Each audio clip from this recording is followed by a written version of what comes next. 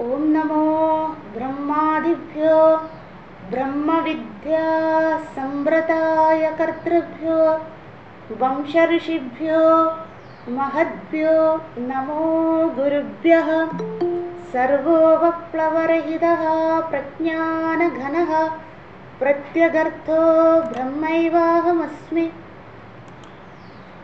ओम पूर्णमदः पूर्णमिदं पूर्णात् पूर्णमुदच्यते पूर्णस्य पूर्णमादाय पूर्णमेव अवशिष्यते। ओम शान्ति शान्ति शान्तिः। हरिः ओम श्री गुरुभ्यो नमः। हरिः ओम। साधकर्ക്കും പ്രണാമം. ഹരി ഓം. ഓം നമോ നാരായണായ. അധ ശുക്ലയജുർവേദീയ കാണ്വശാഖ ബൃഹദാരണ്യക ഉപനിഷത് ദ്വിതീയകാണ്ഡം മുനികാണ്ഡം തൃതീയാധ്യായം ജൽപരൂപ ഉപപത്തി പ്രകരണം പ്രഥമ ബ്രാഹ്മണം ആശ്വലബ്രാഹ്മണം. ഓം ജനകോ ഹ വൈ ദേഹഃ ബഹൂദക്ഷിണേന യജ്ഞേത് യജേത് തത്രഃ കുരു പാഞ്ചാലാനാം ബ്രാഹ്മണാഃ അഭിസമേത ബഭൂവുഃ. തസ്യഃ ജനകസ്യ വൈദേഹസ്യ വിജിജ്ഞാസാ ബഭൂവ കഃ സ്വിദേഷാം ബ്രാഹ്മണാനാം അനൂജാനതമ ഇതി. സഹ ഗവാം സഹസ്രം അവരുരോധ ദശ ദശ പാദാഃ ഏക ഏകസ്യാഃ ശൃംഗയോഃ ആബദ്ധാഃ ബഭൂവുഃ. താൻ ഹ ഉവാച ബ്രാഹ്മണാഃ ഭഗവന്തഃ യോ വോ ബ്രഹ്മിഷ്ടഃ സ ഏതാ ഗാഃ ഉദജതാമിതി. തേഹ ബ്രാഹ്മണാഃ ന ദദൃശുഃ. അധഃ യാജ്ഞവൽക്യഃ സ്വമേവ ബ്രഹ്മചാരിണമുവാച ഏതാഃ സൗമ്യ ഉദജ സാമസ്രവാ ഇതി. താഃ ഉദചകാര തേഹ ബ്രാഹ്മണാഃ ചുക്രുദുഃ. കഥം നോ ബ്രഹ്മിഷ്ടഃ ബ്രുവീത ഇതി. അധഃ ജനകസ്യ വൈദേഹസ്യ ഹോതാശ്വലോ ബഭൂവ.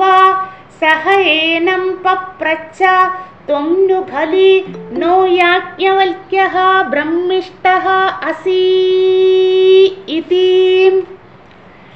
सहोवाच नमो वयं ब्रह्मिष्ठाय कुर्मः गोकामः एव वयं स्म इति.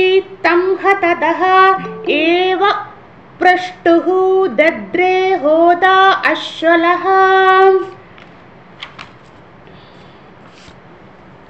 याज्ञवल्क्य इति होवाच यदिदं सर्वं मृत्युना आप्तं सर्वं मृत्युना अभिपन्नं केन यजमानः मृत्योः आप्तिम् अधिमुच्यत इति. होत्रा हृद्दिजः अग्निना वाचा वाक् वै यज्ञस्य होता तदेयं वाक् सोऽयमग्निः स होता स मुक्तिः सा अधिमुक्तिः. യാജ്ഞവൽക്യ മഹർഷിയെ നമസ്കരിച്ചുകൊണ്ട് നമുക്ക് പഠനം തുടരാം. ഓം നമഃ പരമർഷിഭ്യോ നമഃ പരമർഷിഭ്യോ നമഃ പരമർഷിഭ്യഃ. ജനകസഭ യാജ്ഞവൽക്യ മഹർഷിയോടായിക്കൊണ്ട്, കേൾക്കുന്നുണ്ടോ ഞാൻ പറയണത്? യാജ്ഞവൽക്യ മഹർഷിയോടായിക്കൊണ്ട് അശ്വലൻ്റെ ചോദ്യമാണ് നമ്മൾ എത്തി നിൽക്കുന്നത്. അതിനു മുമ്പുള്ള ആ ജനകസഭ എല്ലാവരുടെയും മനസ്സിലുണ്ടാകണം. രണ്ടാമത്തെ മന്ത്രത്തിൽ നമ്മൾ കണ്ടിരുന്നു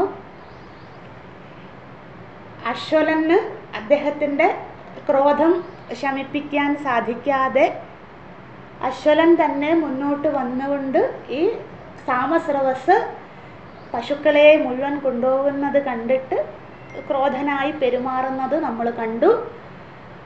അതിനുശേഷം അവർ എങ്ങനെയാണ് യാജ്ഞവൽക്യ മഹർഷി സമരസപ്പെടുത്തിയത് എന്ന് നമ്മൾ കണ്ടിരുന്നു. സഹോവാച നമോ വയം ബ്രഹ്മിഷ്ഠായ, എല്ലാ ബ്രഹ്മിഷ്ഠന്മാർക്കും, അതായത് ഇവര് ഈ വിദ്വത്സഭയിലിരിക്കുന്ന ജനക മഹാരാജാവിൻ്റെ ഹൃദ്ദിക്കുകളും ഓരോ വേദത്തിൻ്റെയും പുരോഹിതന്മാരും വിദ്വത്സഭയിലുള്ള പല ദേശങ്ങളിൽ നിന്ന് വന്നിരിക്കുന്ന പണ്ഡിതന്മാരെ എല്ലാവരെയും കൂടെയായി അഭിസംബോധന ചെയ്തു ബ്രഹ്മിഷ്ഠായ എന്ന വാക്കുകൊണ്ട് ബഹുവചനം ഉപയോഗിച്ചിരിക്കുകയാണ്. എല്ലാവർക്കും എൻ്റെ നമഃ, ഞാൻ നിങ്ങളെ നമസ്കരിക്കുന്നു.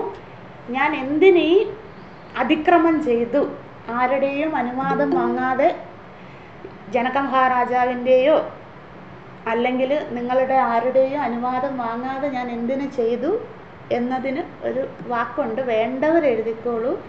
ഗോകാമ ഏവ വയം എന്നില്ലേ, അതായത് ഞാൻ ഗോകാമനാണ് എന്ന് പറയുന്നുണ്ടല്ലോ. അതായത് അവിടെ ഇതാനിം ഗോകാമ ഏവ വയം സ്മൈതി, ഇതാനിം എന്നൊരു വാക്കും കൂടെ അധ്യാഹാരം ചെയ്യാം.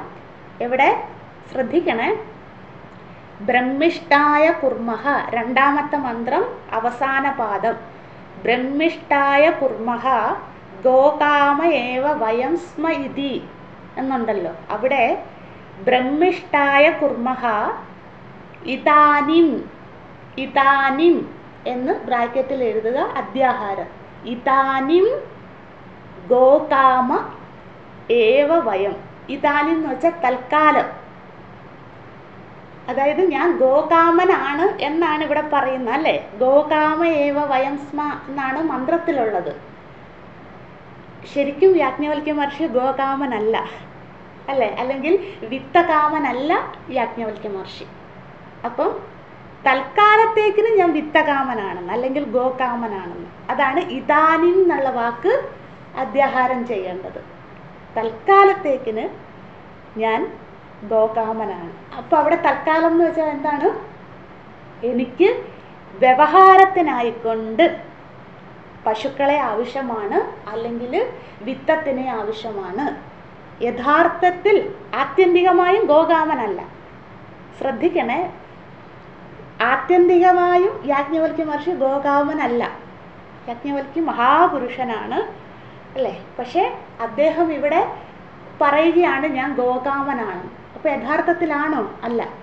അപ്പം നമ്മളവിടെ മനസ്സിലാക്കണം, തൽക്കാലത്തേക്കിന് അദ്ദേഹം ഗോകാമനായി മാറുകയാണ്. എന്തിനു വേണ്ടി? അദ്ദേഹത്തിൻ്റെ ഗുരുകുലത്തിന് വേണ്ടിക്കൊണ്ട്, ഗുരുകുല സംരക്ഷണാർത്ഥം ഇതാനി ഗോകാമഃ അല്ലേ, ഗുരുകുല സംരക്ഷണാർത്ഥം ഇതാനും ഗോകാമഃ, ഗുരുകുലത്തെ സംരക്ഷിക്കേണ്ടത് എൻ്റെ കടമയായതുകൊണ്ട് തൽക്കാലത്തേക്കിന് ഞാൻ ആരായി, അറ്റ് പ്രസന്റ് ഐ ആം ഗോകാമഃ എന്നാണ് യാജ്ഞവൽക്യ മഹർഷി ഉദ്ദേശിക്കുന്നത് അല്ലേ. അപ്പം നമ്മുടെ മനസ്സിൽ ഒരു നിമിഷം പോലും അദ്ദേഹത്തിനെ കുറിച്ച് അദ്ദേഹം ലോകേഷണയുള്ള ആളാണ്, വിത്തേഷണയുള്ള ആളാണെന്ന് ചിന്തിക്കുകയേ ചെയ്യരുത്. അദ്ദേഹം മഹാത്മാവാണ്, ആ ബഹുമാനം കൊടുക്കണം. എന്തിനു വേണ്ടി? ഗുരുകുലം ഒന്നുമില്ലാഞ്ഞിട്ടും അദ്ദേഹം ഗുരുകുലം ആരംഭിച്ചത് എന്തിനു വേണ്ടിയാണ്? ബ്രഹ്മവിദ്യാ സംരക്ഷണാർത്ഥം. പിന്നെ തന്നെ ആശ്രയിച്ചു വന്ന ശിഷ്യ പരമ്പരകളുടെ സംരക്ഷണാർത്ഥം അല്ലേ. ഗുരുവിൻ്റെ കടമയാണ് തന്നെ ശരണാഗതരാകുന്ന ശിഷ്യരെ സംരക്ഷിക്കേണ്ടത്. അത് എന്തു വില കൊടുത്തും ബ്രഹ്മവിദ്യയെ സംരക്ഷിക്കുകയാണ് യാജ്ഞവൽക്യ മഹർഷി ചെയ്യുന്നത്, ശിഷ്യന്മാരെ സംരക്ഷിക്കുകയാണ് ചെയ്യുന്നത്. അതുകൊണ്ട് ഇതാനി എന്നുള്ള വാക്ക് നമ്മളവിടെ അധ്യാഹാരം ചെയ്തത്. എന്നിട്ട് എല്ലാവർക്കും നമസ്കാരം അർപ്പിച്ചു. അശ്വലൻ ചോദ്യം ചോദിക്കുന്നത് നമ്മൾ കണ്ടിരുന്നു. തൃതീയ മന്ത്രം അല്ലേ, പ്രഥമ മന്ത്രം, ദ്വിതീയ മന്ത്രം എല്ലാവരും ആ ജനകസഭയിൽ തന്നെ ആണെന്ന് വിചാരിച്ചുകൊണ്ട് മുന്നോട്ട് പോവുകയാണ്. തൃതീയ മന്ത്രം നമുക്ക് അതിൻ്റെ പരിഭാഷയിലേക്ക് കടക്കാം. യാജ്ഞവൽക്യ ഇതിഹോ വാച. എന്നോടൊപ്പം തന്നെ എല്ലാവരും പദച്ഛേദം നടത്തണേ. യാജ്ഞവൽക്യ ഇതിഹ ഉവാച യദിദം സർവം മൃത്യുനാ ആപ്തം സർവം മൃത്യുനാ അഭിപന്നം കേന യജമാനഃ മൃത്യോഃ ആപ്തിം അതിമുച്യത ഇതി. അവിടം വരെ ആരുടെ വാക്കാണ്? അശ്വലൻ എന്ന ഋഗ്വേദ പുരോഹിതനായ, അല്ലെങ്കിൽ ഋഗ്വേദ പുരോഹിതനെ വിളിക്കുന്ന മറ്റൊരു പേരാണ് ഹോത. ഹോതാവായ ജനക മഹാരാജാവിൻ്റെ രാജ്യത്തെ ഹോതാവായ, ജനകൻ്റെ ഹോതാവായിരിക്കുന്ന അശ്വലൻ എന്നയാള് യാജ്ഞവൽക്യ മഹർഷിയോട് ചോദ്യം ചോദിക്കുകയാണ്. എവിടെ വരെ? അതിമുച്യത ഇതി. അവിടം വരെ അശ്വലൻ്റെ ഡയലോഗുകളാണ്, സംഭാഷണങ്ങളാണ് അവിടെ വരെ. എന്താണ് ചോദിക്കുന്നത്? അല്ലയോ യാജ്ഞവൽക്യ, അല്ലെ, യാജ്ഞവൽക്യ ഇതിഹോ വാച. കണ്ടോ, ഒരു ബഹുമാനവും കൊടുക്കുന്നില്ല അല്ലേ? നിങ്ങൾ കണ്ടോ, ശ്രദ്ധിച്ചോ? യാജ്ഞവൽക്യ ഇതിഹോ വാച. യാജ്ഞവൽക്യനോടായിക്കൊണ്ട് ചോദിക്കുകയാണ് അല്ലേ? മഹർഷിയെന്ന് വിളിക്കുന്നില്ല. അല്ലെങ്കിൽ ഗുരുകുലം നടത്തുന്ന ആള് എന്ന് പറയുന്ന നിസാരക്കാരനല്ല. അതുമല്ല, അത്രയും ശിഷ്യ സമ്പത്തുള്ള ആരും ആ വിദ്വസഭയിലില്ല. യാജ്ഞവൽക്യ മഹർഷിയോ പോലെ ശിഷ്യ സമ്പത്തുകൾ ആയിട്ട് വന്ന ആരും അവിടെ ഇല്ല. അപ്പോൾ ഒരു ബഹുമാനം കൊടുക്കാണ്ട് അശ്വലൻ ചോദിക്കുക. കാരണം എന്താണ്? തൻ്റെ വിത്തം മുഴുവൻ പോയതിലുള്ള ദുഃഖം കൊണ്ട്. യാജ്ഞവൽക്യ മഹർഷി അതൊന്നും ശ്രദ്ധിക്കുന്നേയില്ല. യാജ്ഞവൽക്യ മഹർഷി എന്ത് ചെയ്യുന്നു? അത് കേൾക്കുകയാണ്. ശ്രദ്ധയോടുകൂടി ചോദ്യകർത്താവിൻ്റെ മുഖത്ത് നോക്കിയിരിക്കുകയാണ് യാജ്ഞവൽക്യ മഹർഷി. അപ്പോൾ നമ്മുടെ മനസ്സിൽ ആ ഭാവനയെല്ലാം വരണം. ഇതൊരു സിനിമ പോലെ നമ്മുടെ മനസ്സിൽ പതിയണം. അതായത് കഥാപാത്രങ്ങൾ പതിയണം. എന്നിട്ട് എന്താണ് ചോദിക്കുന്നത്? ഇദ്ദേഹത്തിന്, ഈ അശ്വലന് ഏറ്റവും കൂടുതൽ അറിയാവുന്നത്, സുപരിചിതമായത് യജ്ഞയാഗാദികളെ കുറിച്ചാണ്. കാരണം അദ്ദേഹം നിത്യേന ഹോതാവായിരിക്കുകയാണല്ലോ. അപ്പം ആ ഹോതാവിന് പരിചയം യജ്ഞയാഗാദികളാണ്. അപ്പം ആ യജ്ഞയാഗാദികളുടെ ഒരു സാന്ദർഭികമായിക്കൊണ്ട് ഇവിടെ ചോദ്യം ചോദിക്കുകയാണ്. ഒരു യജമാനൻ എന്ന് പറഞ്ഞാൽ യജ്ഞം നടത്തുന്നതിൽ സുപ്രധാനിയായിരിക്കുന്നു. നമ്മൾ ഇന്നലെ യജമാനൻ്റെ അർത്ഥമൊക്കെ കണ്ടതാണ്, എല്ലാവരുടെ കയ്യിലും ഉണ്ടെന്ന് വിചാരിക്കുന്നു. അപ്പോൾ ആ യജ്ഞയാഗാദികൾ നടത്തുന്ന യജമാനൻ, അദ്ദേഹം യജ്ഞം നടത്തിക്കൊണ്ടിരിക്കുകയാണെങ്കിൽ പോലും എന്താണ്, അദ്ദേഹത്തിന് ചുറ്റും മൃത്യു ഉണ്ടല്ലോ. മൃത്യു എന്ന് വെച്ചാൽ മരണം. അപ്പോൾ സാധാരണ രീതിയിൽ ഈ അശ്വലൻ്റെ സ്വഭാവം അനുസരിച്ച് ഇവിടെ യജ്ഞയാഗാദികളിൽ ആരാണോ യജ്ഞം നടത്തുന്നയാൾ, അദ്ദേഹം എന്തായിരിക്കും ആഗ്രഹിക്കുക, കാക്ഷിക്കുക? ഒന്നെങ്കിൽ ഇഹലോക ഭോഗം, അല്ലെങ്കിൽ പരലോക ഭോഗം. നമ്മൾ അടുത്ത മന്ത്രത്തിൽ ഇനിയും യജ്ഞത്തിനെ കുറിച്ച് കുറച്ചുകൂടെ പഠിക്കും.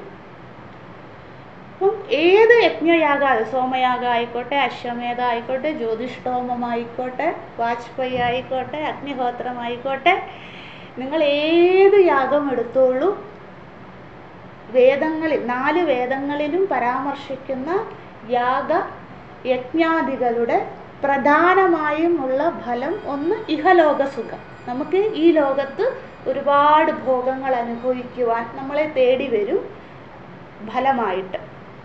മറ്റൊന്നെന്താണ്? പരലോക സുഖം. അത് അറിയാം എല്ലാവർക്കും, ഈ 2 ഫലങ്ങളെ കുറിച്ചും അറിയാം. അപ്പം ഒരാൾ യജ്ഞം ചെയ്തുകൊണ്ടിരിക്കുകയാണ്.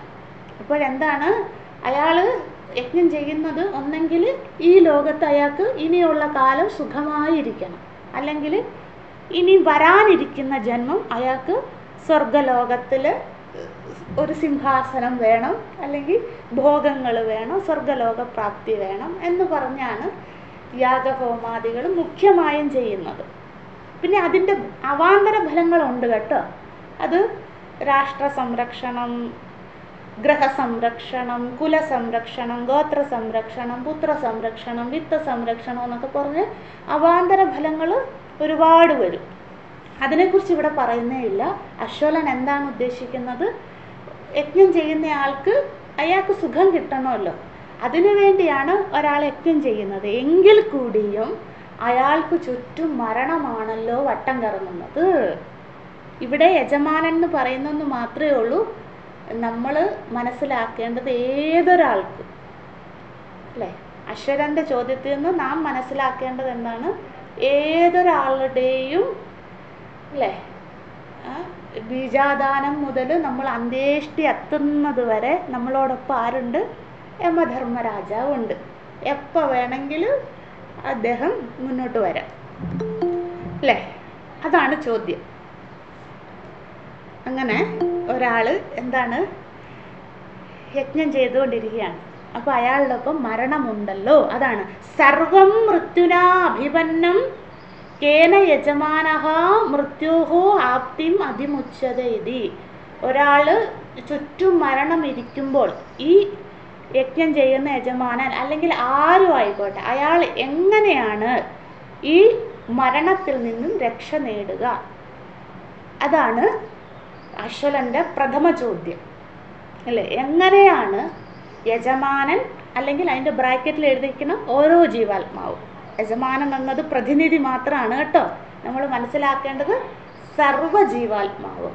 നമ്മളിത് പഠിച്ചിട്ടുണ്ട് ഒരുപാട് സ്ഥലത്ത്, എങ്ങനെയാണ് മരണത്തിൽ നിന്ന് രക്ഷ നേടുക എന്നൊക്കെ, അല്ലേ? പക്ഷെ ഇവിടെ അശ്വലൻ വീണ്ടും ചോദിക്കുകയാണ് യാജ്ഞവൽക്യ മഹർഷിയെ പരീക്ഷിക്കുവാനായിക്കൊണ്ട് എങ്ങനെയാണ് രക്ഷപ്പെടുക. അതാണ് കേന യജമാന. കേന എന്ന് വെച്ചാൽ എങ്ങനെ, അല്ലെങ്കിൽ ആരാൽ, അല്ലേ, എന്നൊക്കെയാണ് കേന എന്ന വാക്കിൻ്റെ അർത്ഥം. കേന ഉപനിഷത്ത് നമ്മൾ പഠിച്ചാണ്. കേന ഉപനിഷത്ത് എന്ന് വെച്ചാൽ എന്താണ്?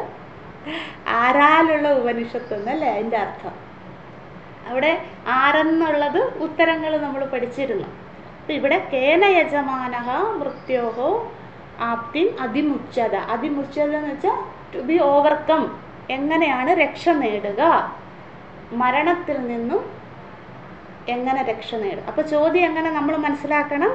കേന യജമാനഃ, അതിൻ്റെ ബ്രാക്കറ്റിൽ എന്താണ്? സർവജീവഃ മൃത്യോഹോ അതിമുച്യത. കേന യജമാനഃ ബ്രാക്കറ്റിൽ സർവജീവഃ മൃത്യോഹോ അതിമുച്യത ഇതി. എങ്ങനെയാണ് സർവജീവാത്മാക്കളും മരണത്തിൽ നിന്നും രക്ഷ നേടുക, അല്ലേ?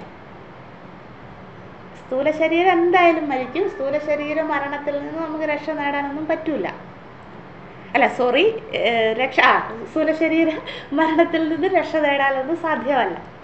എപ്പോഴാണേലും പോകും. അപ്പം എങ്ങനെ ആയിരിക്കും യാജ്ഞവൽക്യ മഹർഷി മറുപടി പറയുക? നമുക്ക് ആ മറുപടിയിലേക്ക് പോകാം. അടുത്ത ഡയലോഗ്. അപ്പോൾ ഇതി എന്നുള്ളത് ഫുൾ സ്റ്റോപ്പ് കഴിഞ്ഞു, ചോദ്യം കഴിഞ്ഞു എന്ന് നമ്മൾ മനസ്സിലാക്കണം. അടുത്തത് പ്രശ്നഃ ഉത്തരഃ, ചോദ്യത്തിൻ്റെ ഉത്തരത്തിലേക്ക് പോവുകയാണ്. ഹോത്ര, അടുത്ത വാക്ക് ശ്രദ്ധിക്കണേ. ഹോത്ര ഋദ്ധിജഃ അഗ്നിനാ വാച വാക്വൈ യജ്ഞസ്യ ഹോത തദേയം വാക്ക് സഹ അയം അഗ്നിഹി. ഒരുമിച്ച് പറയുമ്പോൾ സോയം അഗ്നിഹി, അല്ലേ? സമസ്ത പദത്തെ എങ്ങനെയാ പദം ഛേദിക്കുക എന്ന് നമുക്കറിയാം. ഒരുപാട് സ്ഥലത്ത് കണ്ടതായത്, അല്ലേ? സഹ അയം അഗ്നിഹി സഹോദ സമുക്തിഹി സ അതിമുക്തിഹി. സാതിമുക്തിഹി എന്ന് വെച്ചാൽ സ അതിമുക്തിഹി. അത്രയും വാക്കുകൾ ആരുടെ സംഭാഷണമായിരിക്കും? ഡയലോഗായിരിക്കും യാജ്ഞവൽക്യ മഹർഷിയുടെ. അപ്പോൾ ചോദ്യം മുഴുവൻ കേട്ട് ചോദ്യകർത്താവ് ചോദ്യം അവസാനിപ്പിച്ചു എന്ന് കണ്ടതിന് ശേഷം യാജ്ഞവൽക്യ മഹർഷി ഉത്തരം ആരംഭിക്കുകയാണ്, അല്ലേ? ആ മര്യാദ മുഴുവൻ യാജ്ഞവൽക്യ മഹർഷി പാലിക്കുകയാണ്. അപ്പോൾ അദ്ദേഹത്തിൻ്റെ മറുപടിയിലേക്ക് നമുക്ക് പോകാം. ഹോത്ര, ഹോത്ര, ഹോത്ര എന്ന് വെച്ചാൽ ഹോതാവ് എന്നാണ്. ഹോത്ര എന്ന് വെച്ചാൽ ഹോതാവ്. ഹോതാവ് എന്ന് വെച്ചാൽ എഴുതിക്കോളൂ.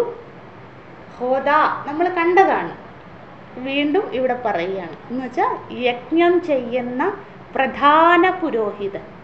ഹോത എന്ന വാക്കിൻ്റെ അർത്ഥം യജ്ഞം ചെയ്യുന്ന പ്രധാന പുരോഹിതൻ. അല്ലേ, മെയിൻ പ്രീസ്റ്റ് അല്ലേ, അതാണ് ഹോദ എന്ന വാക്ക്. അടുത്തത് ഋദ്ധിജ. ഋദ്ധിജ എന്ന് വെച്ചാൽ എഴുതിക്കോളൂ, യജ്ഞം ചെയ്യുന്ന പുരോഹിതൻ. ഇത് രണ്ടും തമ്മിൽ മാറിപ്പോകരുത്, അതുകൊണ്ടാണ് എഴുതാൻ പറയുന്നത്. എഴുതി കഴിഞ്ഞാൽ പിന്നെ നമുക്ക് കൺഫ്യൂഷൻ ഉണ്ടാവില്ല, പിന്നീട് എടുത്ത് നോക്കാം. ഹോദ എന്ന് വെച്ചാൽ യജ്ഞം ചെയ്യുന്ന പ്രധാന പുരോഹിതൻ. ഋദ്ധിജ എന്ന് വെച്ചാൽ യജ്ഞം ചെയ്യുന്ന പുരോഹിതൻ. അത് എത്ര പേര് വേണമെങ്കിലും ആകാം. ഇനി അടുത്ത മന്ത്രത്തിൽ വരുന്നുണ്ട്, 16 പുരോഹിതന്മാർ വേണം നമുക്ക്. ഇത് കർമ്മകാണ്ഡമായതുകൊണ്ട് ഈ വാക്കുകളൊക്കെ നമുക്ക് പുതുമയുള്ളതായിരിക്കാം. കാരണം നമ്മളിത് പഠിച്ചത് വളരെ വിരളമാണ്. കർമ്മകാണ്ഡം പഠിച്ചിട്ടേ ഇല്ല. കാരണം നമുക്കറിയാം അതുകൊണ്ട് ഫലം താൽക്കാലികമാണെന്ന്, അല്ലേ? അതുകൊണ്ട് നമ്മൾ അത്ര പ്രധാനമായും പഠിച്ചിട്ടില്ല.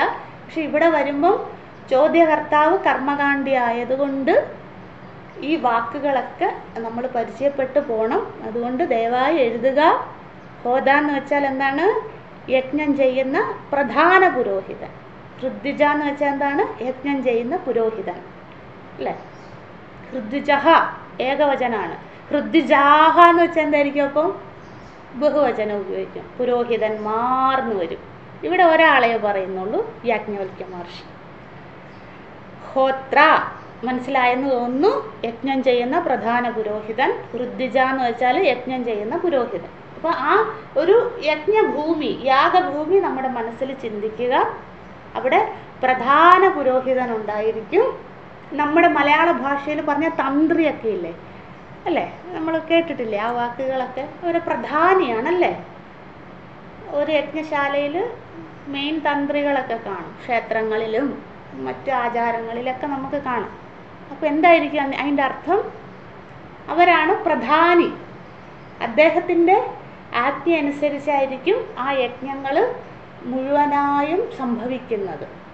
അല്ലെങ്കിൽ അദ്ദേഹമായിരിക്കണം ആ യജ്ഞഭൂമിയിൽ, യാഗഭൂമിയിൽ പ്രധാനമായും മന്ത്രോച്ചാരണം നടത്തേണ്ടത്, ഹവിസ്സുക്കളൊക്കെ അർപ്പിക്കേണ്ടത്, അല്ലേ? അതാണ് പ്രധാനി എന്ന വാക്കുകൊണ്ട് ഉദ്ദേശിക്കുന്നത്. പിന്നെ അദ്ദേഹത്തിൻ്റെ അനുയായികൾ കാണും. അദ്ദേഹത്തിനെ സഹായിക്കാനായിട്ട് ഓരോ യാഗത്തിൻ്റെ വലിപ്പമനുസരിച്ച് പുരോഹിതന്മാർ കൂടും. ചിലയിടത്ത് 3 എണ്ണം മതിയായി, ചിലയിടത്ത് 9 എണ്ണം വേണം, ചിലയിടത്ത് 16 എണ്ണം വേണം, അല്ലേ?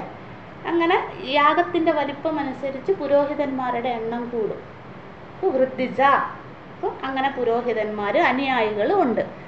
എന്നിട്ട് പറയുകയാണ്, ഈ യജ്ഞം നടക്കുമ്പോഴും നമ്മൾ തന്നെ വെറുതെ ഒന്ന് ആലോചിക്കുക. നമ്മുടെ വീട്ടിലൊരു ഗണപതി ഹോമം നടക്കും, നമുക്ക് പരിചയമായ ഒരു യജ്ഞം അല്ലെങ്കിൽ ഒരു യാഗം നമ്മുടെ മനസ്സിൽ ചിന്തിക്കുക, അല്ലേ? അത് ഏതൊരു ചെറിയ പൂജ ആയിക്കോട്ടെ, അല്ലെ വലിയതായിക്കോട്ടെ, വലിയ യാഗമായിക്കോട്ടെ, അതിന് പ്രധാനമായി എന്താണ് വേണ്ടത്? മന്ത്രോച്ചാരണമാണല്ലേ, അല്ലേ? ഏത് ദേവതയെയാണോ നമ്മൾ യജ്ഞത്തിലൂടെ പ്രീതിപ്പെടുത്തുന്നത്, അല്ലെങ്കിൽ അവരുടെ അനുഗ്രഹം വേണ്ടത്, അവർക്ക് ഹവിസ്സുക്കൾ അർപ്പിക്കുമ്പോൾ എന്തായിരിക്കണം? മന്ത്രമുഖരിതമായിരിക്കും ആ യജ്ഞഭൂമി, അല്ലേ? നമ്മളൊരു പുഷ്പാഞ്ജലി തന്നെ ആലോചിച്ച് നോക്കിക്കോളൂ. നമുക്ക് സുപരിചിതമായ ഒരു കാര്യം പറയാം. അപ്പോൾ അവിടെ എന്തായിരിക്കണം, അല്ലേ? നമ്മുടെ നക്ഷത്രം പറയും, നമ്മുടെ നാമകരണം പറയും, അല്ലെ? ഗോത്രം പറയും, കുലം പറയും. ഇതെല്ലാം പറഞ്ഞിട്ട് എന്താണ് ചെയ്യുന്നത്? വാക്കിലൂടെ, ആ മന്ത്രത്തിലൂടെ, അല്ലേ, നമ്മൾ അർപ്പിക്കുകയാണ് ദേവതയ്ക്ക് ആ പുഷ്പം, അല്ലേ? മന്ത്രത്തിലൂടെ അർപ്പിക്കുമ്പോഴാണ് ആ പുഷ്പത്തിന് ശക്തി ഉണ്ടാകുന്നത്. അപ്പോൾ ഏറ്റവും പ്രധാനം എന്തായിരിക്കും? മന്ത്രമായിരിക്കും, അല്ലേ? ഒരു യാഗം നടക്കുമ്പോൾ, ഹോമം എന്ത് നടക്കുമ്പോഴും അവിടെ സുപ്രധാനം എന്നത് മന്ത്രമാണ്. മന്ത്രം എങ്ങനെ ചൊല്ലാൻ സാധിക്കും? വാക്ക്, അല്ലേ? നമുക്ക് വാക്കുണ്ടെങ്കിലേ സാധിക്കൂ, അല്ലേ? കണ്ഠം പ്രവർത്തിക്കണം നമ്മുടെ, എങ്കിലേ മന്ത്രത്തിലൂടെ ആ ദേവതയെ, ആരെയാണോ നമ്മൾ പ്രീതിപ്പെടുത്തുവാനായിട്ട്, അനുഗ്രഹം വാങ്ങുവാനായിട്ട് പൂജ ചെയ്യുന്നത്, ആ ദേവതയ്ക്ക് എന്താണോ വേദത്തിൽ പറഞ്ഞിരിക്കുന്ന മന്ത്രങ്ങൾ അത് ചൊല്ലണം. ഓം അഗ്നയേ സ്വാഹ, അഗ്നേ ഇദം നമഃ, ഓം ഇന്ദ്രായ സ്വാഹ, ഓം ഇന്ദ്രായ ഇദം നമഃ, ഓം വരുണായ സ്വാഹ, ഓം വരുണായ ഇധം നമഃ, അല്ലേ? ഓം ഗണപതയെ സ്വാഹ, ഓം ഗണപതായ ഇധം നമഃ ഇത്യാദി ഇത്യാദി. ഏത് ദേവതയാണോ നമ്മൾ പൂജിക്കുന്നത് അല്ലെങ്കിൽ അനുഗ്രഹം വാങ്ങുവാനായിട്ട് യാഗം ചെയ്യുന്നത്, ആ ദേവതയുടെ മന്ത്രം ചൊല്ലണം. ആ മന്ത്രം ചൊല്ലണേ എന്ത് വേണം? വാക്ക് വേണം. അപ്പം അത് വേണം. അതാണ് പറയുന്നത്. അഗ്നിന, അടുത്ത വാക്ക്, അഗ്നിന വാചാ വാഗ്വൈ യജ്ഞസ്യ ഹോത. യാജ്ഞവൽക്യ മഹർഷി പറയുകയാണ്, മെയിൻ പുരോഹിതനായിക്കോട്ടെ അല്ലെങ്കിൽ അനുയായികളായിക്കോട്ടെ, അവരൊക്കെ ആ യാഗഭൂമിയിൽ എപ്പോഴും ചെയ്തുകൊണ്ടിരിക്കുന്ന പ്രവൃത്തി എന്താണ്? മന്ത്രോച്ചാരണമാണ്. മന്ത്രോച്ചാരണം എങ്ങനെ നടത്തുന്നു? വാക്കിലൂടെ, കണ്ഠത്തിലൂടെ മന്ത്രം ഉച്ചരിക്കുകയാണ് ചെയ്യുന്നത്. അപ്പം ഈ വാക്കിനെ ആരാണ് സഹായിക്കുന്നത്? ഉച്ചാരണത്തിനായിക്കൊണ്ട് ശക്തിപ്പെടുത്തുന്നത് ആരാണ്? അഗ്നിദേവതയാണ്, അല്ലേ? വാഗ്ദേവത അഗ്നിയാണ്, അല്ലേ? ഓരോ ഇന്ദ്രിയത്തിനും ഓരോ ദേവത നമ്മൾ പഠിച്ചിട്ടുണ്ടോ? പാദയോഹോ വിഷ്ണുഹു, ഹസ്തയോ ഇന്ദ്രഃ, അല്ലേ? വാചോ വാഗ് അഗ്നിഹി, അല്ലേ? നമ്മൾ പല തൈത്തിരീയോപനിഷത്തിലൊക്കെ പലയിടത്തും പഠിച്ചിട്ടുണ്ട്, അല്ലേ? അതായത് വാക്കിൻ്റെ അടിസ്ഥാന ദേവത അഗ്നിദേവതയാണ്. പഠിച്ചിട്ടില്ലാത്തവർ ഇത്ര മാത്രം ഓർത്താൽ മതി. സകല ഇന്ദ്രിയങ്ങളെയും അവയുടെ ധർമ്മം ചെയ്യുവാനായി സഹായിക്കുന്ന ദേവതകളുണ്ട്. ആ ദേവതയുടെ അനുഗ്രഹത്തിനാലാണ് ഓരോ ഇന്ദ്രിയവും പ്രവർത്തിക്കുന്നത്. ഇവിടെ വാഗ്ദേവതയെക്കുറിച്ച് പറയുകയാണ്. വാക്കിനെ ഉച്ചാരണത്തിനായി ശക്തിപ്പെടുത്തുന്നത് അഗ്നിദേവതയാണ്. അപ്പോൾ ഇവിടെ പറയുകയാണ്, ഈ അഗ്നി ഉള്ളത് കൊണ്ടല്ലേ, യാജ്ഞവൽക്യ മഹർഷി പറയുകയാണ് അശ്വലനെ നോക്കിക്കൊണ്ട്, അല്ലയോ അശ്വല, എന്താണ് പറയുന്നത്? മെയിൻ പുരോഹിതനായിക്കോട്ടെ അല്ലെങ്കിൽ അനുയായികളായിക്കോട്ടെ, ഇവർക്കൊക്കെ മന്ത്രം ചൊല്ലണമെങ്കിൽ വാഗ് എന്ന ഇന്ദ്രിയം പ്രവർത്തിക്കണം. വാഗേന്ദ്രിയത്തിനെ പ്രവർത്തിപ്പിക്കുന്നത് ആരാണ്? അഗ്നിയാണ്. അഗ്നിദേവതയെ ഉണ്ടെങ്കിൽ മാത്രമേ നമുക്ക് സംസാരിക്കുവാൻ സാധിക്കുകയുള്ളൂ. അതാണ് ഇവിടെ പറയുന്നത്. വാഗ്വൈ, അതുകൊണ്ട് വാഗ്വൈ യജ്ഞസ്യ ഹോത. അതായത് മെയിൻ പുരോഹിതനോ ഋദ്ദിക്കുകളോ ഒന്നുമല്ല ഒരു യാഗത്തിലെ പ്രധാനി. വാഗ്വൈ യജ്ഞസ്യ ഹോത. ഒരു യജ്ഞം നടക്കുമ്പോൾ യജ്ഞസ്യ എന്ന് വെച്ചാൽ യജ്ഞത്തിൻ്റെ, ഷഷ്ടി തത്പുരുഷ സമാസം എന്ന് പറയും. യജ്ഞസ്യ, യജ്ഞത്തിൻ്റെ. ആരാണ് മെയിൻ പുരോഹിതൻ? ഇവരാരുമല്ല. ആരാണ്? അഗ്നിദേവതയാണ്. ഇപ്പം നമ്മളിങ്ങനെ മന്ത്രം ചൊല്ലിക്കൊണ്ടിരിക്കുകയാണ്. അഗ്നിദേവത അങ്ങോട്ട് എഴുന്നേറ്റ് പോയാലോ നമുക്ക് സംസാരിക്കാൻ പറ്റാണ്ടാവും, അല്ലേ? പിന്നെ അതിൻ്റെ എത്ര വലിയ ഫലമാണ് നമ്മളെ കാത്തിരിക്കുന്നത്.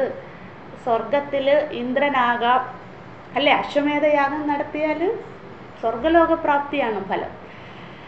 അപ്പോൾ എന്ത് പ്രാപ്തിക്ക് വേണ്ടി നമ്മൾ എന്ത് ഹോമം നടത്തിയാലും നമ്മുടെ വാക്ക് പ്രവർത്തിച്ചില്ലെങ്കിൽ ആ ഹോമത്തിൻ്റെയോ യജ്ഞത്തിൻ്റെയോ യാഗത്തിൻ്റെയോ ഒരു ഫലവും നമുക്ക് കിട്ടില്ല. അതുകൊണ്ട് മെയിൻ ആള് അഗ്നിയാണ്. അതാണ് ഇവിടെ പറയുന്നത്. വാഗ്വൈ യജ്ഞസ്യ ഹോത എന്ന് വെച്ചാൽ ഒരു യജ്ഞത്തിൻ്റെ പ്രധാന ഹോതാവായിരിക്കുന്നത്, സുപ്രധാനിയായിരിക്കുന്നത് അഗ്നിയാണ്. അല്ലാണ്ട് മെയിൻ പുരോഹിതനോ ഉപപുരോഹിതന്മാരോ അല്ല. ഇവരെയൊക്കെ മന്ത്രത്താൽ ആ യാഗത്തെ സഹായിക്കുന്നത് അഗ്നിദേവതയാണ് എന്ന് പറയുന്നു. വാക്കിൻ്റെ അടിസ്ഥാന ദേവത അഗ്നിയാകുന്നു. എന്നിട്ട് പറയുന്നു, തദേയം വാക്ക് സയം അഗ്നിഹി. തദേയം വാക്ക് സയം അഗ്നിഹി സഹ അയം അഗ്നിഹി സഹോദ. എന്ന് വെച്ചാൽ ശ്രദ്ധിക്കണേ, ഈ അഗ്നിദേവതയ്ക്ക് വാഗേന്ദ്രിയത്തിൽ ഇരുന്ന് ധർമ്മം ചെയ്യുവാൻ സഹായിക്കുന്നത് പരമാത്മാവാകുന്നു. പരമാത്മാവിനാലാണ്, നമ്മൾ പഠിച്ചതാണ് ഇതൊക്കെ അല്ലേ, കേനോപനിഷത്തിൽ പഠിച്ചതാണല്ലേ. എന്താണ്? എല്ലാറ്റിനെയും ഓരോ ഇന്ദ്രിയങ്ങളെ പറഞ്ഞു, അതിനെയൊക്കെ സഹായിക്കുന്നത് ഈശ്വരനാണ്, പരമാത്മാവിനാലാണെന്ന് പഠിച്ചതാണ്. അത് തന്നെ ഇവിടെ അഗ്നിക്കും പറയുന്നു എന്ന് മാത്രമേ ഉള്ളൂ. അഗ്നിദേവതയുടെ ധർമ്മം വാഗേന്ദ്രിയത്തിൻ്റെ അടിസ്ഥാന ദേവതയായിട്ടാണ് നമുക്ക് സംസാരിക്കാൻ സാധിക്കുന്നത്. അഗ്നിദേവത കണ്ഠത്തിൽ പ്രവർത്തിക്കുന്നത് കൊണ്ടാണ് അഗ്നിദേവതയ്ക്ക് ആ ധർമ്മം ചെയ്യാൻ നിയോഗിച്ചത് പരമാത്മാവാണ്, അല്ലെങ്കിൽ ഈശ്വരൻ ആണ് അല്ലേ. സൃഷ്ടിക്ക് ശേഷം ഓരോ ദേവതകൾക്കും അവരുടെ ധർമ്മം ചെയ്യുവാനായി കൊടുത്തു.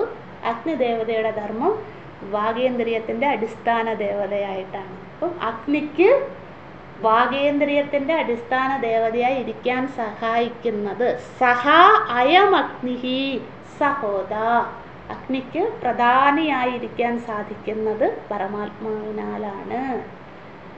ഇത് ആര് തിരിച്ചറിയുന്നുവോ അവർ സഹമുക്തിഹി, അവർ മരണത്തിൽ നിന്നും രക്ഷപ്പെടും അശ്വല. അതാണ് പറയുന്നത്. മനസ്സിലാകുന്നുണ്ടെന്ന് വിചാരിക്കുന്നു. ശ്രദ്ധിച്ചാൽ നമുക്ക് എളുപ്പമാണിത് അല്ലേ. ന ചക്ഷുഷ ഗൃഹ്യതി നാപി വാച അല്ലേ. കണ്ണുകൊണ്ട് കാണാൻ സാധിക്കില്ല, വാക്കുകൊണ്ട് സംസാരിക്കാൻ സാധിക്കില്ല അല്ലേ, ശ്രോത്രേന്ദ്രിയം കൊണ്ട് കേൾക്കാൻ സാധിക്കില്ല എന്നൊക്കെ നമ്മൾ പഠിച്ചതാണ്. എങ്ങനെയാണ് ഇതൊക്കെ സഹായിക്കുന്നത്? ആ ദേവതയുള്ളത് കൊണ്ടാണ്. ആ ദേവത ആരിനാൽ സംരക്ഷിക്കപ്പെടുന്നു, അല്ലെ ആരിനാൽ ധർമ്മം ചെയ്യപ്പെടുന്നു? പരമാത്മാവിനാൽ. ഇതാര് തിരിച്ചറിയുന്നു? സഹമുക്തി, അവർ മുക്തരാകുന്നു എന്ന് വെച്ചാൽ ഇവിടെ എന്തായിരിക്കും? ചോദ്യത്തിനനുസരിച്ച് മുക്തി എന്നുള്ള വാക്കിനെ നമ്മൾ പരിഭാഷപ്പെടുത്തണം. അവർ മരണത്തെ അതിക്രമിക്കും എന്നുവെച്ചാൽ മരണഭയത്തിൽ നിന്ന് അവർ രക്ഷ നേടും. അതാണ് യാജ്ഞവൽക്യ മഹർഷി പറയുന്നത്. സാ അതിമുക്തി, ഇത് തന്നെയാണ് അതിമുക്തി എന്ന് വെച്ചാൽ എന്തായിരിക്കും? മരണ അതിക്രമണ മുക്തി. അതാണ് സാ അതിമുക്തി എന്ന് വെച്ചാൽ മരണ അതിക്രമണ മുക്തി. ഇവർ മരണത്തെ അതിക്രമിച്ച് മുക്തരാകുന്നു. ഒന്നുകൂടെ പറയാം. ജനക മഹാരാജാവിൻ്റെ സഭയിൽ ഇരുന്നു കൊണ്ട് അശ്വലൻ ചോദിക്കുകയാണ്, ഒരാൾ എങ്ങനെ മരണത്തിൽ നിന്നും രക്ഷ നേടുന്നു? ആ ആളെ ഇവിടെ യജമാനനായിട്ട് പറയുന്നു. ഒരാൾ യജ്ഞയാഗാദികൾ ചെയ്തുകൊണ്ടിരിക്കുമ്പോഴും അയാൾ എപ്പോൾ വേണമെങ്കിലും മരണപ്പെടാം. ഈ മരണഭയത്തിൽ നിന്നും നമ്മൾ യാഗം യജ്ഞമൊക്കെ ചെയ്യുമ്പോഴും നമ്മുടെ ഉള്ളിൻ്റെ ഉള്ളിൽ മരണഭയമുണ്ട് അല്ലേ. നമ്മളൊരു യാഗഭൂമിയിൽ ഇരിക്കുകയാണ്, ധാരാളം ആളുകൾ വന്നു അല്ലേ. ഒരു കൂട്ടയോട്ടം വന്നാലോ നമ്മൾ എന്ത് ഭയപ്പെടും അല്ലേ. എത്രമാത്രം അവിടെ നിങ്ങൾക്ക് അഷ്ടാവക്രൻ്റെയും ജനക മഹാരാജാവിൻ്റെയും കഥ അറിയാമെന്ന് തോന്നുന്നു അല്ലേ. അഷ്ടാവക്ര മഹർഷി ജനക മഹാരാജാവിനെ പരീക്ഷിക്കാനായിട്ട് അവിടെ രാജ്യം കത്തുന്നു എന്ന് പറഞ്ഞ് ഭൃത്യന്മാർ വന്ന് പറയുന്നു. ജനക മഹാരാജാവ് അഷ്ടാവക്ര മഹർഷിയുടെ നിന്നും പഠിച്ചുകൊണ്ടിരിക്കുകയാണ്. അദ്ദേഹം എഴുന്നേറ്റ് പോകാതിരിക്കുന്നു, പഠനം പൂർത്തീകരിക്കുന്നതൊക്കെ അല്ലേ. കാരണം മരണഭയം ഇല്ല ജനക മഹാരാജാവിന് അല്ലേ. അങ്ങനെ അഷ്ടാവക്ര മഹർഷി അതിൽ സംപ്രീതനായി അനുഗ്രഹിക്കുന്നതൊക്കെയുണ്ട് അഷ്ടാവക്ര ഗീതയിൽ. അങ്ങനെ നമ്മൾ തന്നെ ആലോചിച്ച് നോക്കും, എവിടെയായിക്കോട്ടെ, നമ്മൾ യാഗഭൂമിയിലായിക്കോട്ടെ, ഏത് സന്ദർഭത്തിലും ആയിക്കോട്ടെ, സുഷുപ്തിയിലല്ലാത്ത എല്ലാ സമയത്തും നമ്മുടെ ഉള്ളിൻ്റെ ഉള്ളിൽ മരണഭയമുണ്ട്. അപ്പോൾ ഇവിടെ ചോദിക്കുകയാണ്, അതിൽ നിന്നും എങ്ങനെ രക്ഷ നേടാം എന്ന് പറയുകയാണ്. ഇവിടെ ആരാണോ പരമാത്മാവിലാണ് സർവ്വതും പ്രവർത്തിക്കുന്നത്. ഇവിടെ വാഗേന്ദ്രിയം മാത്രമേ പറഞ്ഞുള്ളൂ, ബാക്കി ഇന്ദ്രിയങ്ങളൊക്കെ നമ്മൾ മനസ്സിലാക്കണം. ആരാണോ പരമാത്മാവിനാലാണ് സർവ്വ ഇന്ദ്രിയങ്ങളും പ്രവർത്തിക്കുന്നത്, ആ ചൈതന്യ സ്വരൂപി ഓരോ ഇന്ദ്രിയങ്ങളിലും ഉള്ളത് കൊണ്ടാണ് അടിസ്ഥാന ദേവതകൾക്ക് ആ ഇന്ദ്രിയങ്ങളിൽ ഇരുന്നു കൊണ്ട് ധർമ്മം ചെയ്യാൻ സാധിക്കുന്നത്. ആ ചൈതന്യം അങ്ങോട്ട് പോയാൽ കണ്ണിന് കാണാണ്ടാകും, ചെവിട് കേൾക്കാണ്ടാകും, കാല് നടക്കാണ്ടാകും, കൈ പ്രവർത്തിക്കാണ്ടാകും, വാക്ക് പ്രവർത്തിക്കാണ്ടാകും, രസനേന്ദ്രിയം പ്രവർത്തിക്കാണ്ടാകും. ഓരോ ഇന്ദ്രിയങ്ങളും അല്ലേ ഷട്ട് ഡൗണായി വരും.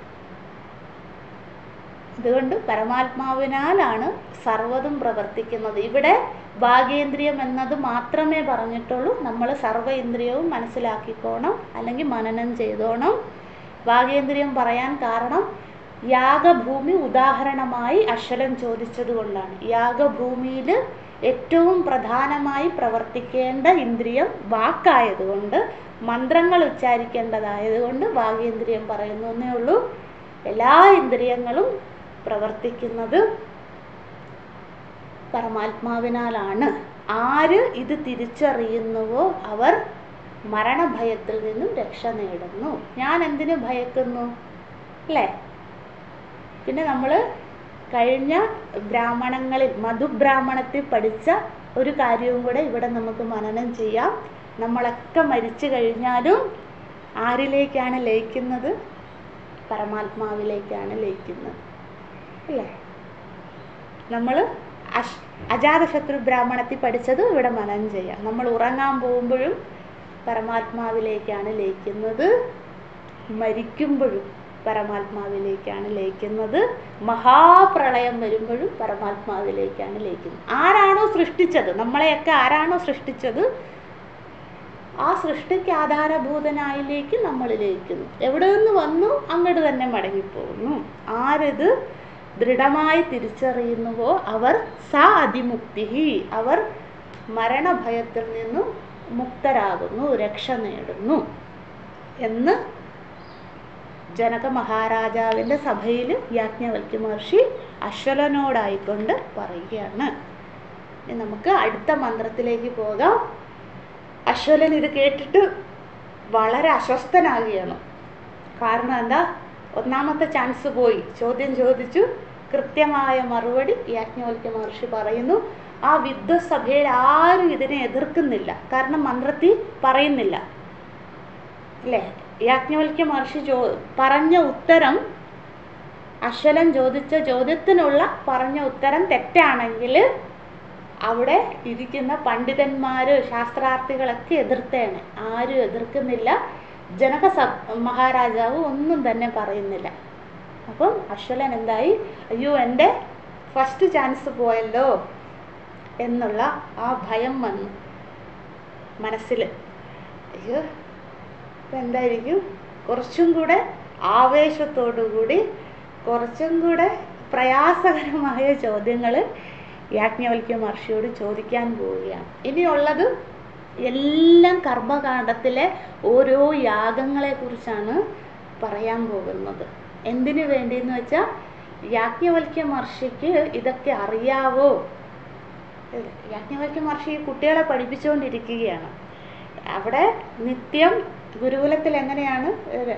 നിത്യസന്ധ്യാവന്ദനം കാണും, അഗ്നിഹോത്രം കാണും, പിന്നെ ആരതി കാണും, പിന്നെ എന്താണ്, പ്രഭാതകൃത്യങ്ങൾക്ക് അനന്തരം വിദ്യാർത്ഥികൾക്ക് പഠനമാണ് പ്രധാനം അല്ലേ? ഗുരുകുലത്തിൽ അതല്ലേ പ്രധാനം. യജ്ഞയാഗാദികൾക്ക് അത്രമാത്രം പ്രാധാന്യമില്ല, പഠനത്തിനാണ് സുപ്രധാനമായിട്ടുള്ളത്. മെയിൻ ഇമ്പോർട്ടൻ്റ് കൊടുക്കുക പഠനത്തിനാണ്. അപ്പോൾ യാജ്ഞവൽക്യ മഹർഷിക്ക് ഈ വലിയ യാഗങ്ങൾ ഒന്ന് നടത്തുന്നതിനെ കുറിച്ച് അത്രമാത്രം മട്ടില്ല, അത്ര അറിയില്ല എന്നുള്ള ഒരു തെറ്റിദ്ധാരണ അശ്വലനുണ്ട്. എനിക്കാണ് എല്ലാം അറിയാവുന്നത്. അതുകൊണ്ട് എന്താണ് ഇനി ചോദിക്കാൻ പോകുന്നത്? വളരെ വിരളമായി ചെയ്യുന്ന യാഗങ്ങളെ കുറിച്ചാണ്.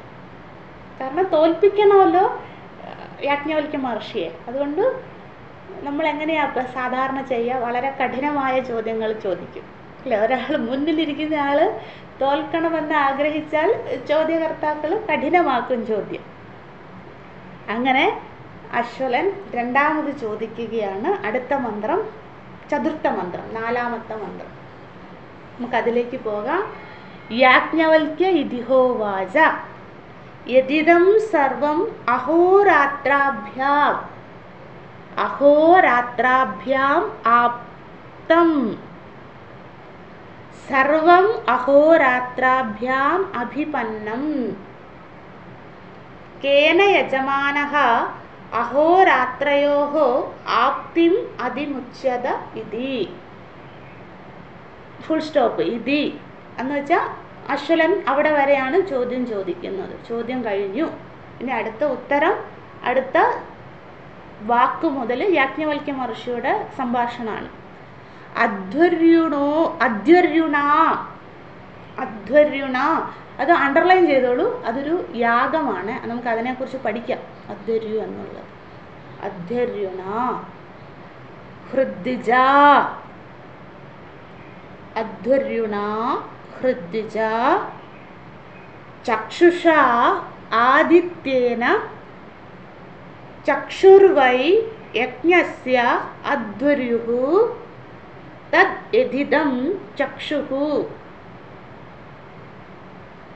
സ അസൗ ആദിത്യഃ. ഒരുമിച്ച് പറയുമ്പോൾ സോസാവാദിത്യഃ. രുദ്രമൊക്കെ ചൊല്ലുന്നവർക്ക് ഇതറിയാം. സോസാവാദിത്യ പരമപുരുഷ സ ഏഷോ രുദ്രോ ദേവത നമഃ ശിവായേതി ബീജം. അവിടെയൊക്കെ കാണാം ഇത്. സ അസൗ ആദിത്യഃ. ഒരുമിച്ച് പറയുമ്പോൾ സോസാവാദിത്യഃ.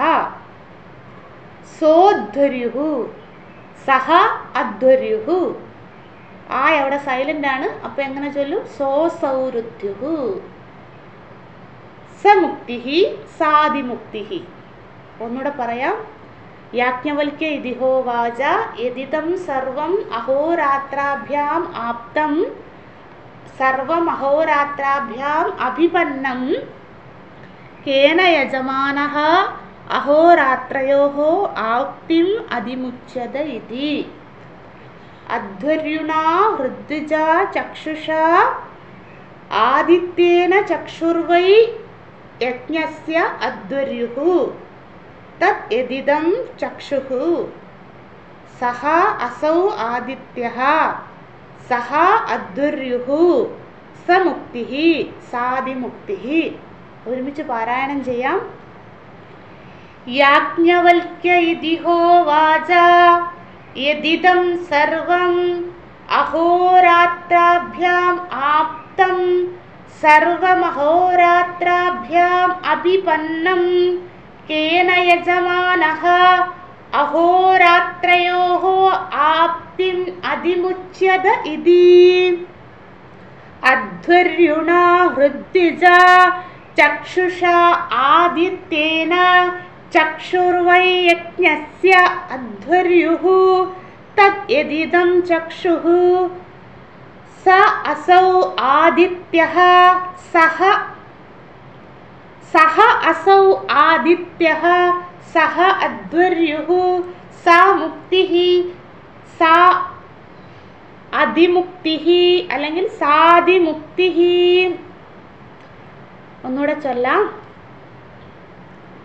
യാജ്ഞവൽക്യ ഇതിഹോവാച യദിദം സർവമഹോരാത്രാഭ്യാം ആപ്തം സർവമഹോരാത്രാഭ്യാം അഭിപന്നം കേന യജമാനഃ അഹോരാത്രയോഃ ആപ്തിം അതിമുച്യത ഇതി.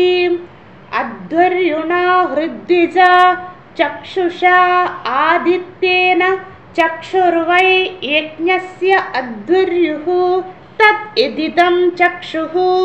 സഹ അസൗ ആദിത്യഃ സഹ അധ്വർയുഃ സാ മുക്തിഃ സഹ അതിമുക്തിഃ.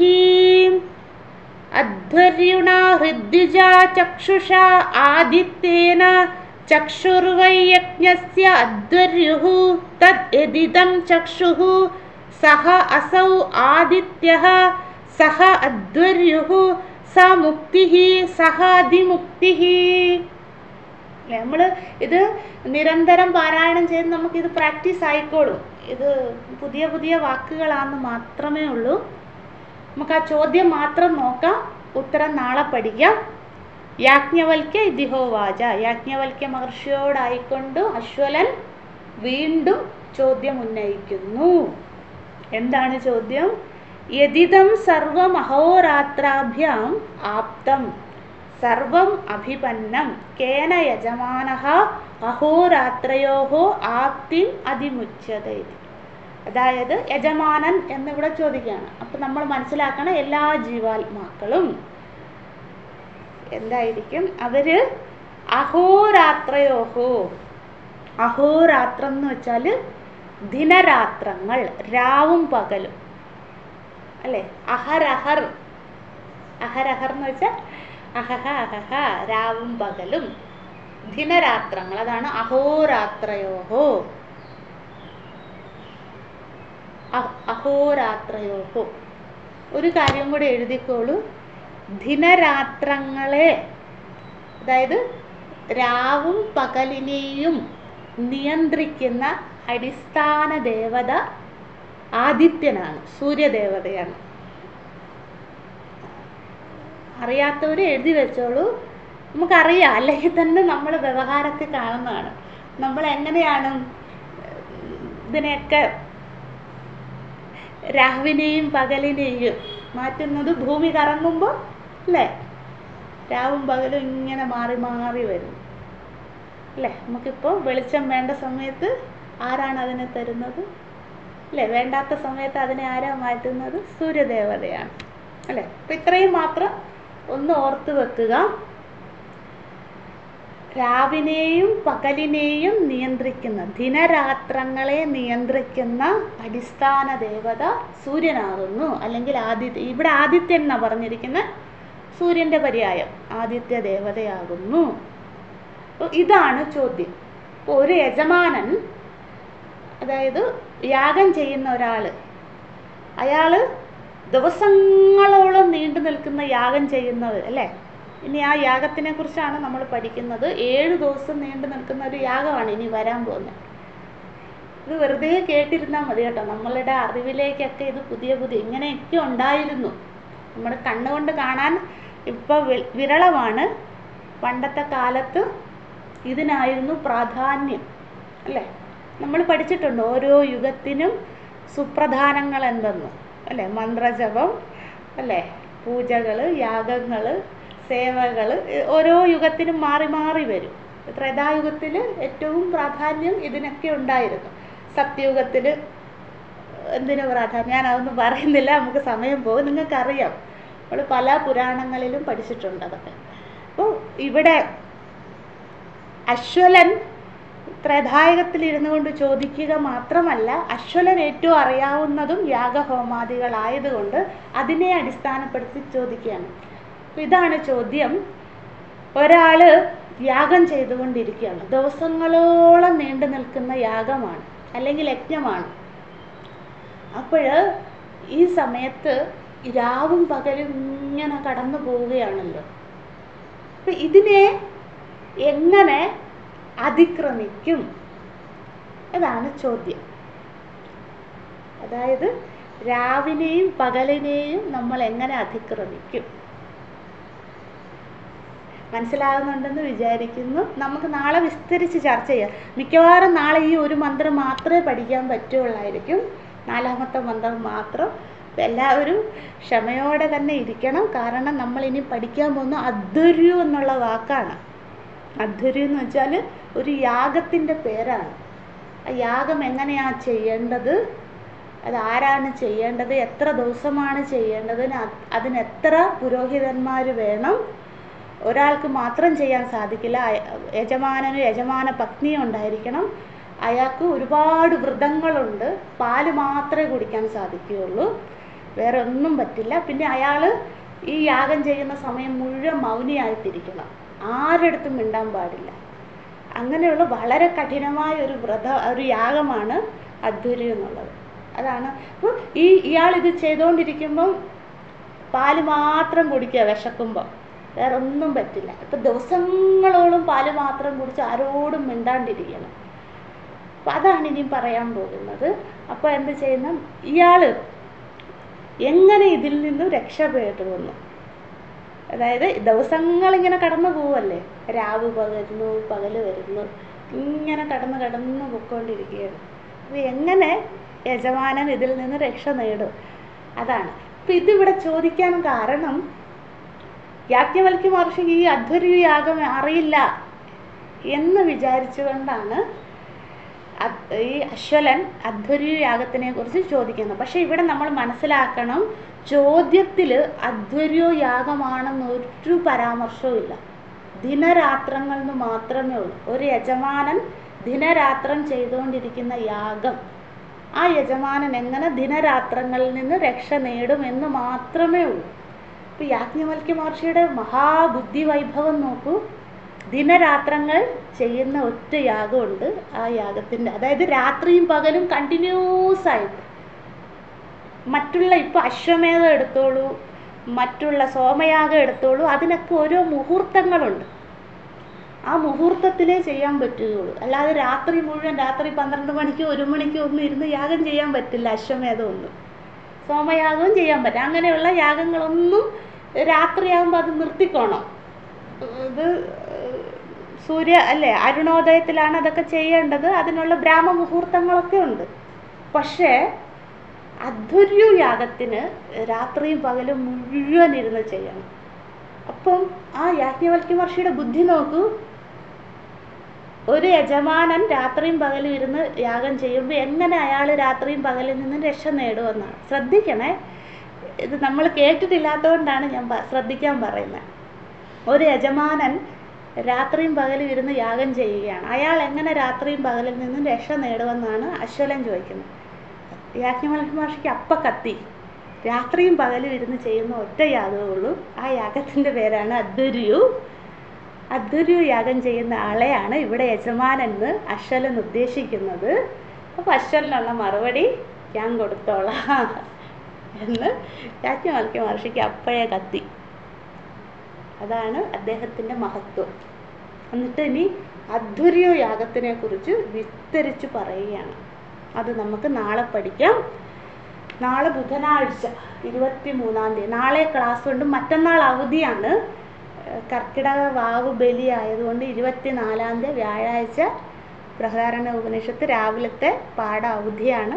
എല്ലാവർക്കും ബലിതർപ്പണാദി ക്രിയകൾക്ക് പോകേണ്ടതുകൊണ്ട് നമുക്ക് അവധിയാണ്. അടുത്ത വെള്ളിയാഴ്ചയേ ഉള്ളൂ പിന്നെ ക്ലാസ്. അപ്പം നാളെ കൊണ്ട് നമുക്ക് 4-ാമത്തെ മന്ത്രം പഠിക്കാം. ഓം നമഃ പരമർഷിഭ്യോ നമഃ പരമർഷിഭ്യോ നമഃ പരമർഷിഭ്യഃ. ഓം നമോ ബ്രഹ്മാദിഭ്യോ ബ്രഹ്മവിദ്യാ സമ്പ്രദായ കർത്തൃഭ്യോ വംശഋഷിഭ്യോ മഹദ്ഭ്യോ നമോ ഗുരുഭ്യഃ. സർവോപപ്ലവരഹിതഃ പ്രജ്ഞാനഘനഃ പ്രത്യഗർത്ഥോ ബ്രഹ്മൈവാഹമസ്മി. ഓം പൂർണ്ണമദഃ പൂർണ്ണമിദം പൂർണ്ണാത് പൂർണ്ണമുദച്യതേ പൂർണ്ണസ്യ പൂർണ്ണമാദായ പൂർണ്ണമേവാവശിഷ്യതേ. ഓം ശാന്തി ശാന്തി ശാന്തിഃ. ഹരിഃ ഓം. ശ്രീ ഗുരുഭ്യോ നമഃ. ഹരിഃ ഓം.